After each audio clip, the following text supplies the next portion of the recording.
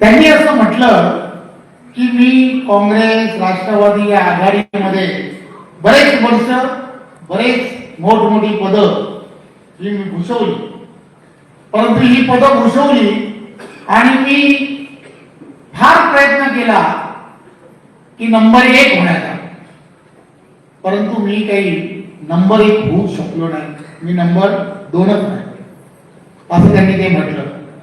हे भाषण जरा पूर्ण बघण्यासारखं आहे, ऐकण्यासारखं आहे.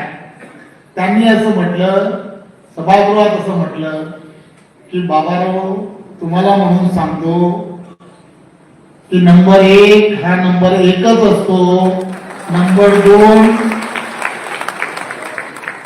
ला काही किंमत नसते, असं त्यांनी म्हटलं. मी देवात शपथ नाही.